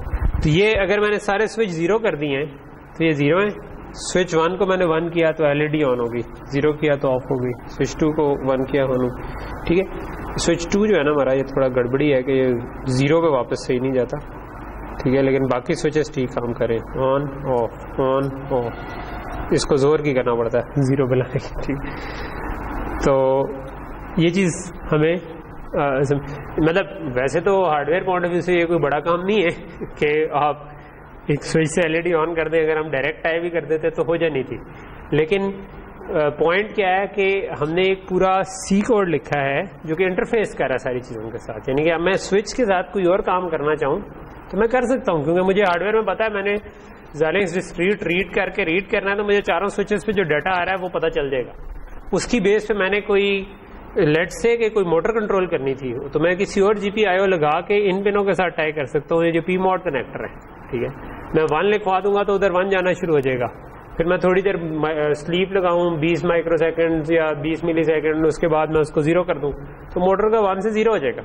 तो काफ़ी सारे प्रोजेक्ट मैंने देखा है वो इन्हीं कामों को थोड़ा सा फैंसी काम कर रहे होते हैं, लेकिन वो वो महीनों फंसे रहते हैं। लेकिन अगर हम सिंपल ये कर लें तो आप ठीक सा एक अच्छा कंट्रोल एल्गोरिदम जो है वो ज़ीबो के ऊपर पोर्ट करके, इसके आगे आपको ऑब्वियसली लॉजिक बनानी पड़ेगी। अगर आपने कंट्रोल करना है तो ये तो 3.3 वोल्ट निकालेगा। मोटर को चलाने के लिए हो सकता है आपको कोई रिले लगानी पड़े या कोई ऐसी चीज़ जिससे आप उसको पावर अप कर सकें। लेकिन बेसिकली अगर आपने ऑन ऑफ स्विचिंग जो उसका कंट्रोल स्विचिंग कंट्रोल है वो FPGA बड़े आराम से कर सकता है, जो सॉफ्टवेयर में लिख के प्योरली भी कर सकता है। यानी कि हमने ये सॉफ्टवेयर से सारा कंट्रोल किया हुआ, ठीक है। अच्छा, दूसरी चीज़ हमने ये की थी कि जब हम बटन प्रेस करें तो प्रिंट हो बटन प्रेस्ड, ठीक है, लेकिन वो प्रिंट कहाँ हो, ये तो एम्बेडेड प्लेटफॉर्म है, ठीक है, तो इसके ऊपर तो कुछ नहीं लगा हुआ प्रिंट होने के लिए। तो प्रिंट जो है ना वो इस UART के थ्रू, जो USB केबल लगी है इसके थ्रू PC पर ही हो सकता है, ठीक है। लेकिन PC पर कोई ऐसी चीज़ होनी चाहिए ना जो प्रिंट रिसीव करने के लिए तैयार हो कि UART से कुछ आ रहा है। तो ऐसी जो सॉफ्टवेयर है ना उन्हें कहते हैं टर्मिनल सॉफ्टवेयर, ठीक है। जिस तरह एक टर्मिनल है टेरा टर्मिनल, ठीक है, एक है जिसको पुट्टी या पट्टी बोलते हैं, पट्टी मैं बोलता हूँ वैसे, मैं पट्टी मेरे पास इंस्टॉल्ड है तो मैं उसको कन्फिगर कर सकता हूँ, ठीक है। इन्होंने जो एग्जांपल दी हुई है उसमें उन्होंने, आप एंड पे जाएंगे तो आखिर में उन्होंने ये टेरा टर्मिनल की एग्जांपल दी हुई है, ठीक है। अगर आप लाइनेक्स में हो तो उसमें भी बहुत सारे हैं, मिनीकॉम, पिकोकॉम और इस तरह के टेरा टर्मिनल भी शायद उधर हो। तो ये टर्मिनल्स क्या करते हैं, ये सिंपल सीरियल कम्युनिकेशन है, ठीक है, जो कि इधर से इधर हो रही है। तो ये आपको आपकी कॉम पोर्ट के ऊपर सीरियल कम्युनिकेशन अगर हो रही हो तो ये रिसीव करके आपको बस जो भी डाटा आ रहा है वो स्क्रीन के ऊपर प्रिंट करवा देते हैं, ठीक है। तो मेरे पास इस वक्त पट्टी इंस्टॉल है, मैं उसको कन्फिगर करने की कोशिश करता हूँ। तो इन्होंने क्या कहा हुआ है कि आपने सेटिंग्स ये करनी है, ठीक है, कि आपने इसमें आपको ना रेट सेट करना पड़ता है। जो अहम चीज़ है कि अगर सेंड करने वाली डिवाइस फास्ट सेंड कर रही हो और रिसीव करने वाली स्लो, तो फिर वो सही रिसीव नहीं कर पाएगी। लेकिन अगर वो दोनों सेम पे कर रही हैं तो फिर वो सेम कर देंगे। तो मैं इधर पट्टी ऑन करने की कोशिश करता हूँ। स्क्रीन पे जो है वो आ रहा है या मैं ये लाइटें बंद कर दूँ कामरान, ठीक है। सो ये पट्टी एक सॉफ्टवेयर है, ये मल्टीपल काम कर लेता है वैसे, ये नहीं, ये टर्मिनल भी है, लेकिन ये अगर आपने एक PC से दूसरे PC से पे कम्युनिकेट करना है, लेट्स से उस पर लाइनेक्स चल रही है, तो आप रिमोटली लॉग इन भी हो सकते हैं इसके थ्रू उधर, ठीक है। और भी काफ़ी सारे काम कर लेते हैं। छोटा सा है, 3-4 MB का मेरा ख्याल है, 3 MB का सॉफ्टवेयर है, तो it's a good software to have, ठीक। अच्छा, अब सबसे पहली चीज़ उन्होंने की हुई है कि कॉम पोर्ट, सॉरी ये मैंने कोई गलत क्लिक कर दिया, तो कॉम पोर्ट सेलेक्ट करनी है और रेट सेलेक्ट करना है। पट्टी के अंदर मुझे सिर्फ यही 2 ही ऑप्शन नज़र आ रही हैं कि मुझे अगर इसमें देखो ये टेलनेट SSH बाकी जो है हमने सीरियल कम्युनिकेशन करनी है। तो सीरियल कम्युनिकेशन में मुझे 2 चीज़ें नज़र आ रही हैं, कॉम पोर्ट और स्पीड। कॉम पोर्ट ज़रूरी नहीं है आपकी कॉम 1 हो, तो आपको कैसे पता चलेगा ये कॉम पोर्ट कौन सी है, उसके लिए आप डिवाइस मैनेजर खोल लें, ठीक है। सो मैं डिवाइस मैनेजर खोल लेता हूँ। सो डिवाइस मैनेजर मुझे बता देगा कि जो सीरियल पे लगा हुआ है ना आपके, उसकी कॉम पोर्ट कौन है। जिस तरह ये पोर्ट्स एंड कॉम लिखा हुआ है, कॉम एंड LPT जो लिखा हुआ, ठीक है, तो इसमें लिखा हुआ है कि USB सीरियल पोर्ट जो है ना वो कॉम 4 है। तो इसका मतलब मुझे COM4 उस जगह पर लिखना है, तो मैंने COM1 के बजाय COM4 कर दिया। दूसरा मुझे जो डाटा रेट देना है वो 115200, ठीक, सो 9600 नहीं 115200, ठीक है। ये करके मैंने इसको कह दिया कि यार इसको बेसिकली आप इधर जब ये सेटिंग कर लिए तो आप इसको सेव भी कर सकते हैं। मैंने नीचे सेव भी किया हुआ, लेकिन मैंने सेव वाला नहीं खोला ताकि आपको ये स्टेप पता चल जाए, ठीक है। सेव कर रहे हैं तो अगली दफ़ा आपको ये दोबारा एंटर करने की जरूरत नहीं है, आप उसको डबल क्लिक करें तो वो खुल जाएगा। लेकिन मैं इधर दोबारा एंटर करके इसको ओपन कर देता हूँ। तो अब ये एक टर्मिनल खुल गया है जो कि इधर से जो रिसीव होगा जिस पोर्ट से उसको प्रिंट कर रहा होगा, ठीक है। और ये प्रोग्राम्ड है, मैं इधर से अगर बटन 1 को प्रेस करूं तो उधर देखें प्रिंट क्या हुआ, बटन 0 प्रेस्ड, ठीक है। ये बहुत अच्छा नहीं नजर आ रहा स्क्रीन के ऊपर में भी, अब मैं लाइट ऑफ कर दूं तो शायद नजर आ रहा हो, ठीक है। तो नजर आ रहा है ये जो लिखा हुआ खैर थोड़ा डिम है, बट इट्स बटन 0 प्रेस्ड। दूसरा प्रेस किया बटन 1 प्रेस, तीसरा प्रेस किया बटन 2 प्रेस, बटन 3 प्रेस, ठीक है। तो मैं इसको काइंड ऑफ जो सा बटन प्रेस करता जाऊंगा वहां पर आता जा रहा हूँ, ठीक है। तो यहां तक चीज कुछ क्लियर होगी कि हुआ क्या कि हमने थोड़ी सी देर में, ठीक है, क्योंकि मैं साथ एक्सप्लेन भी कर रहा था तो शायद आधा पौना घंटा लग गया हो या सवा घंटा लग गया हो, लेकिन जो एक्चुअल में स्टेप्स थे वो क्या थे कि हमने एक सबसे पहले विवाडो में रिवाइज कर देता हूँ। विवाडो में हमने एक प्रोजेक्ट बनाया, उसमें हमने ब्लॉक डिजाइन कहा कि क्रिएट करो, ठीक है। ब्लॉक डिजाइन में हमने प्रोसेसिंग सिस्टम डाला, प्रोसेसिंग सिस्टम के साथ हमने कहा कि यार हमें 3 GPIO चाहिए, तो एक हमने डुअल चैनल GPIO डाला, एक हमने सिंगल चैनल, वो और कन्फिगर करने के लिए डबल क्लिक करके कन्फिगर करें। प्रोसेसिंग सिस्टम को जब हमने डाला था तो उसके बाद ऊपर लिखा हुआ आ रहा था रन ब्लॉक ऑटोमेशन, तो उससे वो ऑटोमेटिकली उसने DDR वगैरह कनेक्ट कर दी। जब हमने इसको GPIOs डाल दिए तो उसके बाद एक और दोबारा हमने रन कनेक्शन ऑटोमेशन शायद लिखा आ रहा था, वो उसको क्लिक किया तो उसमें हमारे पास ऑप्शन थी कि हर पोर्ट को किससे कनेक्ट करते हैं, और उसमें बाय डिफॉल्ट चीजें सिलेक्ट की हुई थी। हमने सिर्फ अपनी मर्जी से उसको चेंज किया, हमने जाके कहा कि यार एक जो GPIO था उसको हमने बटन से टाई कर दिया, एक GPIO को हमने LED से टाई कर दिया, एक GPIO को हमने स्विचेस से टाई कर दिया, ठीक है। और उसके बाद हमने उसको कहा ओके, 2 क्योंकि GPIO थे तो 2 स्लेव थे और मास्टर हमारा प्रोसेसिंग सिस्टम ही था, तो उसने दरमियान में एक से इंटरकनेक्ट भी एक एक्स्ट्रा चीज डाल दी, प्रोसेसिंग सिस्टम रीसेट भी डाल दिया जो सबको रीसेट करता था।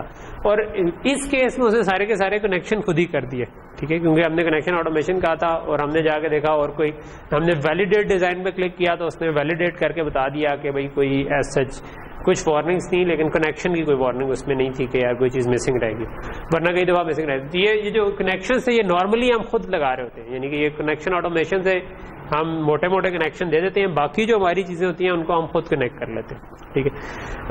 और कनेक्शन ऑटोमेशन अगर सिर्फ बगैर सोचे समझे करने तो वो गलत भी कनेक्ट कर सकता है, क्योंकि जो उसकी सेंस में बेहतरीन कनेक्शन थे उसने दे दिए, लेकिन हम कुछ और करना चाह रहे होंगे, ठीक है।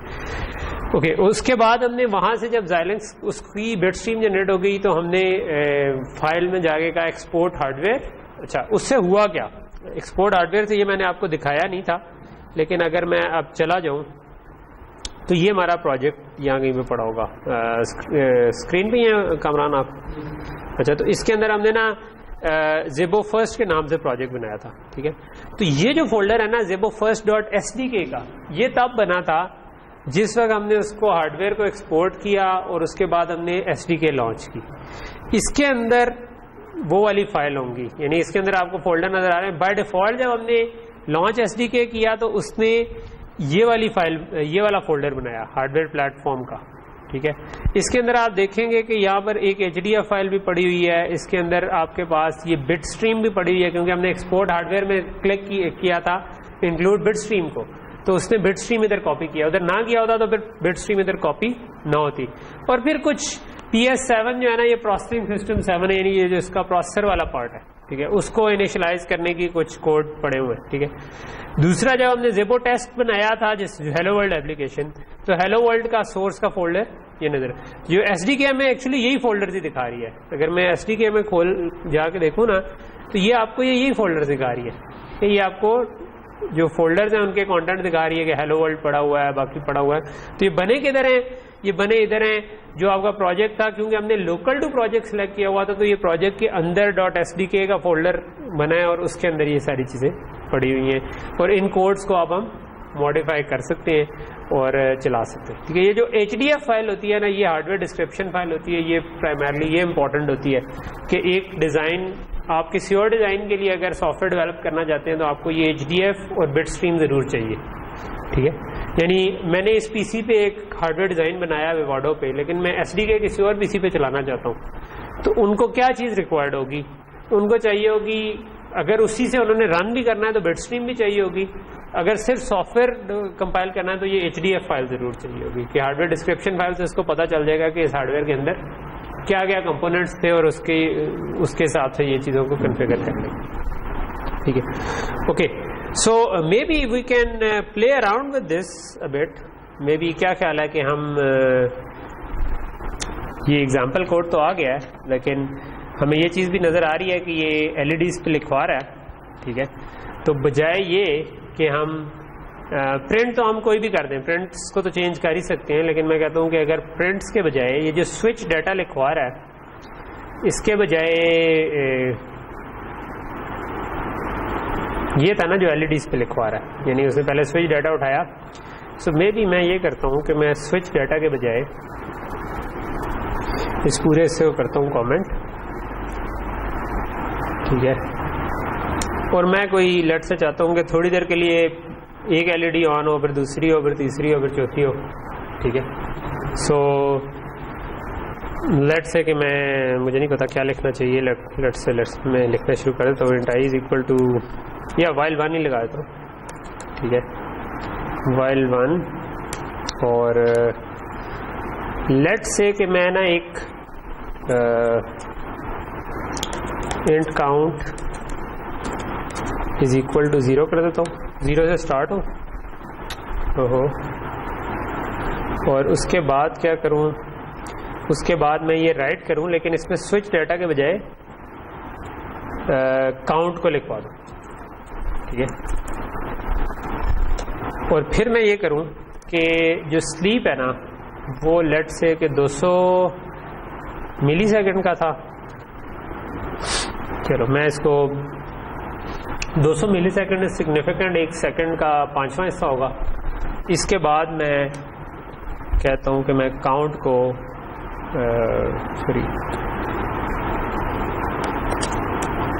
प्लस कर। ठीक है, तो काउंट जो है वो इंक्रीमेंट होता जाएगा हर 200 मिलीसेकंड के बाद, और वो काउंट जो है वो मैं लिखवाता जाऊँगा इसके ऊपर। तो अब वो बजाय उसके कि वो स्विच की वैल्यू है, अब काउंट की वैल्यू आनी चाहिए। तो अगर हम बिल्कुल स्टार्ट से इसको चलाएं तो 0, फिर 1, फिर 2, फिर 3 इस तरह होना चाहिए, और 1 सेकंड में ही ये काफ़ी आगे तक पहुंच जाना चाहिए। और अगर हमें पसंद आया तो हम इसको चेंज कर देंगे, मतलब डिले को आगे पीछे कर सकते हैं। ठीक है, so let's try to do this. Maybe मैं अब इधर से चलाने की कोशिश करता हूँ। सिस्टम हार्डवेयर, वो कह रहा है कि पहले से एक सेशन चल रहा है, उसको do you want to relaunch. मैं कहता हूँ दोबारा।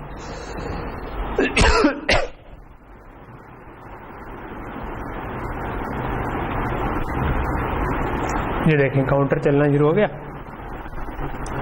ठीक है, 4 बिट का है, 1 2 3 4 करते करते जब ये दोबारा ऑल वंस होते हैं, जब 15 के बाद 16 होगा काउंट, तो क्या होगा भला कि वो पहली 4 बिट्स दोबारा 0 हो जाएंगी। है वो उस पर 16 लिखा होगा क्योंकि है इंटीजर, लेकिन क्योंकि उसकी पहली 4 बिट्स ट्राइड है, तो ये 4 बिट्स इस तरीके से इसके ऊपर करें। ठीक है, तो हम इसके डिले के साथ प्ले अराउंड करते हैं। आपको भी अगर नहीं नज़र आ रहा तो ये LEDs का जो चलो ये डेमोस्ट्रेट कर रहा है कि हम अपनी मर्जी से डिले डाल के चीज़ों को कंट्रोल कर सकते हैं। मैं कहता हूँ कि नहीं, ये स्पीड जो है ना ये थोड़ी सी स्लो है। ठीक है, मैं कहता हूँ कि मैं इससे 10 टाइम्स फास्ट करना चाहता हूँ।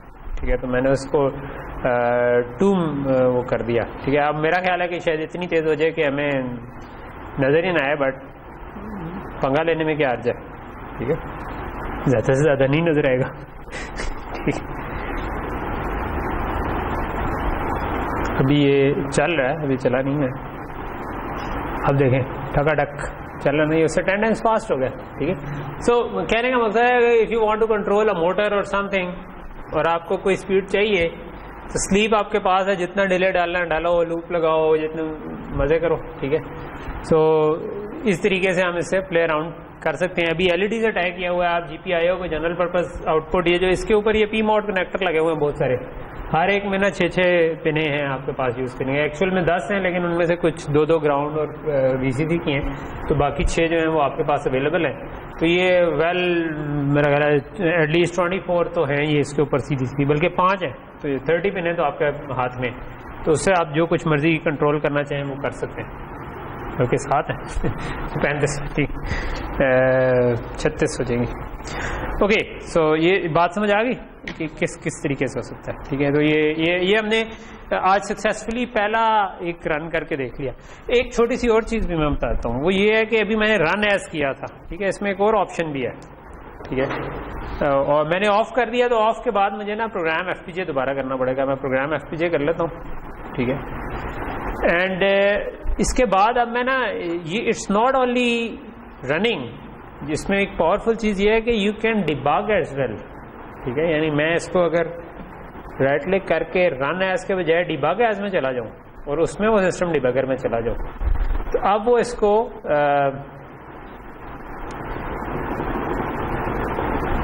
डिबग मोड में चला देगा। ये उसने पर्सपेक्टिव थोड़ा सा चेंज किया, आप चाहें तो ना करें, चेंज जाए तो कर लें। ये डिबग पर्सपेक्टिव खिलाता है कि जिसमें उन्हीं चीज़ों को थोड़ा रीअरेंज करके डिबग के स्टाइल में चीज़ों को देखना चाहे।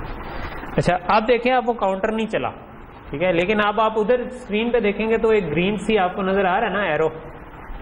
अच्छा, ये जो आपके पास स्क्रीन के ऊपर एरो है ना, ये हमारा वो helloworld.c का मेन है, ठीक है।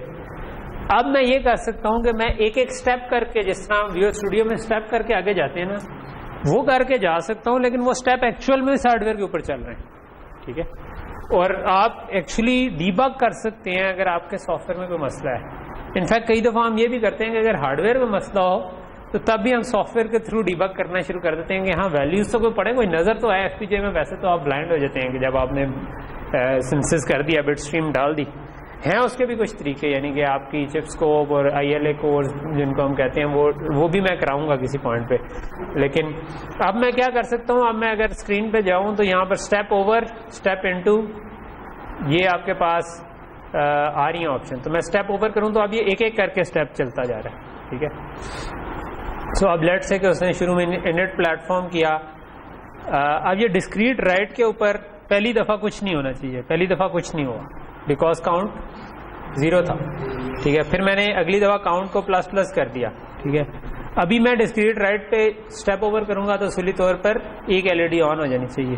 तो मैंने किया, एक LED ऑन होगी, तो मैं इसको स्टेप करता करता जा सकता हूँ, फिर 2 हो जाएंगी, फिर 3 हो जाएंगी, इस तरह से, समझ रहे। सो आप रन टू, वो जो सारी ब्रेक पॉइंट्स लगाना, बाकी काम करना, ये सारे इसमें हो सकते हैं। मैं अगर इस पर ब्रेक पॉइंट लगाना चाहूँ, ब्रेक पॉइंट लगा दूँ और वहाँ तक चल के चला जाऊँ और वहाँ से देख लूँ।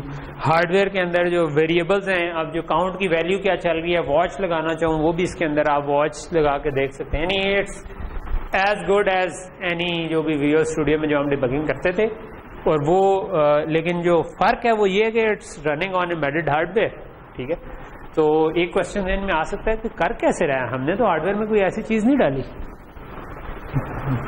हार्डवेयर में हमने कोई ऐसी चीज़ डाली है, हमने तो हार्डवेयर में एक प्रोसेसिंग सिस्टम लगाया है, बाकी कुछ किया है, ठीक है। तो ये बिल्ट इन सपोर्ट होती है कि JTAG के थ्रू जिस तरीके वो प्रोग्राम कर रहा है, तो JTAG ऑल्सो अलाउज कि आप उसके अंदर डिबग की सपोर्ट भी डालिए। ये बिल्ट इन इसके अंदर डली हुई है, ठीक है, जिसकी वजह से हम इसको डिबग, अगर मैं अपना कोई प्रोसेसर बना रहा हूँ उसके लिए मुझे कुछ डिबग की सपोर्ट उसमें डालनी पड़ेगी, ठीक है। लेकिन ये क्योंकि बनाया है तो इसके अंदर डिबग की सपोर्ट ऑलरेडी है। सो ये यहाँ तक अभी आपको चीज़ें कुछ क्लियर हो गई, ठीक है। तो मैं ये पहले, जैसे कि मैं बता चुका हूँ, मैं पहले ही इसलिए करा रहा हूँ कि आप यही वाले स्टेप्स, अब लैब में आप किसी टाइम फारिग हों, जाएं, रफ़ी से कहेंगे सर थोड़ी देर के लिए मुझे इशू कर दें, कंप्यूटर पे बैठे चलाएं, फिर वार्डो इंस्टॉल्ड है मोस्ट प्रॉब्ली, ठीक है। अगर नहीं है तो आप सबके पास इंस्टॉल्ड है, किसके पास नहीं है अभी, किसके पास है हाथ, सबके पास है, गुड, चलो एटलीस्ट ये मैंने लास्ट टाइम कहा था। अब आपने ये पहली चीज ये चला कर इसको, ये चला कर ना आप इसको देख सकें, ये पटी या कोई ऐसे टर्मिनल इंस्टॉल करें, उसके साथ चलाएं, ठीक है। ज़ेबो ले लें, लैपटॉप अपना ले जाए लैब में, उसको उधर चला के ना, ये चीज़ जो है ना, इसमें आपका कॉन्फिडेंस जो है ना लेक्चर देखने से सिर्फ बिल्ड नहीं होगा या लेक्चर सुनने से, ये बिल्ड होगा जब हम चलाएंगे, ठीक है। ये हम खुद भी चला के जब 2-3 दफ़ा चलाते हैं ना, कोई भी फ्लो हो उसमें आपको थोड़ा सा यूज टू होने में 3-4 दफ़ा चलाया हो, 10 दफ़ा 10-15 दफ़ा चलाया हो, आप कॉन्फिडेंट हो जाते, ठीक है। हैं सिंपल वही स्टेप्स, लेकिन अब जिस तरह अभी बाय डिफ़ॉल्ट मैंने स्टेप ओवर और वो किया हुआ है, तो इसकी कीज़ फ़र्क है, ये F5 है, F6 है। आप इसमें प्रेफरेंस में जाके सेट कर सकते हैं, if you are used to visual studio keys, तो इसकी प्रेफरेंस में आप है ऑप्शन कि आप विजुअल स्टूडियो वाली कीज़, यानी उसमें F10 F11 से आप जा रहे होते थे ना, तो आप वो वाली कीज़ भी यूज़ कर सकते हैं। उसके लिए आपको सेटिंग इसकी चेंज करनी पड़ेगी विजुअल स्टूडियो करके, ठीक है। हम यहाँ पर रुकते हैं और फिर इंशाल्लाह हमारा टाइम तो हो गया ना 5 मैं अटेंडेंस ले लेता हूँ।